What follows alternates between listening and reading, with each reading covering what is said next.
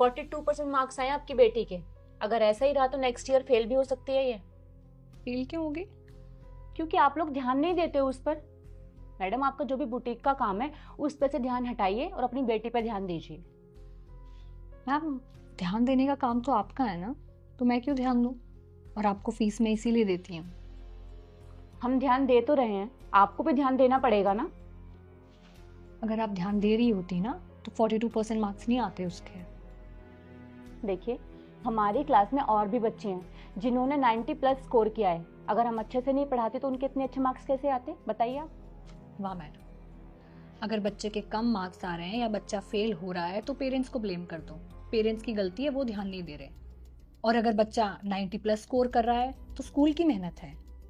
बच्चा तो कुछ करता ही नहीं है। जैसे अगर अच्छे मार्क्स आप लोगों की वजह से आ रहे हैं तो कम मार्क्स भी तो आप लोगों की वजह से ही आ रहे होंगे ना। देखिए, सब कुछ टीचर पर डिपेंड नहीं करता, पेरेंट्स पे भी करता है। क्या डिपेंड करता है पेरेंट्स पे? जाओ बच्चों, 7 घंटे स्कूल में पढ़कर आओ, फिर ट्यूशन में पढ़ो, फिर हम तुम्हें घर पे भी पढ़ाएंगे। तुम्हें पढ़ा पढ़ा के तुम्हें पढ़ने की मशीन बना देंगे। और क्या कह रही थी आप कि मैं अपने काम पे से ध्यान हटाकर इस पे ध्यान दूँ? मैम, मैं जो अपना काम करती हूँ उससे पैसा कमाकर आप लोगों के स्कूल की साल भर की 2 लाख रुपए फीस भरती हूँ। और मेरे हस्बैंड जो पैसा कमाते हैं उससे हमारा घर चलता है, रेंट जाता है और बाकी के खर्चे हम पूरे करते हैं। चलिए ठीक है, मैं अपना काम बंद कर देती हूँ, ध्यान नहीं देती हूँ अपने काम पे। क्या आप मेरी बेटी को बिना फीस के पढ़ाएंगी फ्री में? कौन सा स्कूल फ्री में पढ़ाता है? तो फिर आप मुझे बताइए ना, मैं अपना काम कैसे छोड़ दूँ? मैं जो पैसा कमाती हूँ, आप लोगों की स्कूल की फीस भरती हूँ, उससे आप लोगों को सैलरी मिलती है। तो ये तो आपका काम हुआ ना कि आप इस पर ध्यान देंगी। हम तो ध्यान देते ही हैं, तभी तो हमारा स्कूल टॉप के स्कूल में से एक है।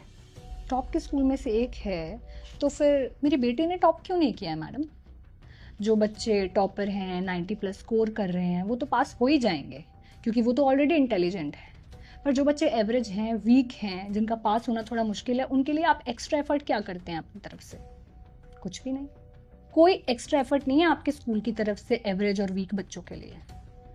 पैसे लेने की बारे में तो आप लोगों को ये सब कुछ याद नहीं आता। 1,000 रुपए की किताबें आप 10-10 हज़ार में देते हो।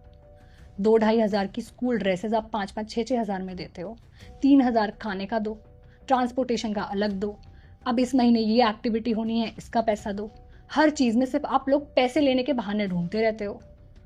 मैडम, ये कोई स्कूल थोड़ी चल रहा है, ये तो बिजनेस चल रहा है। जैसे भी करके पेरेंट्स की सारी कमाई निकलवा लो।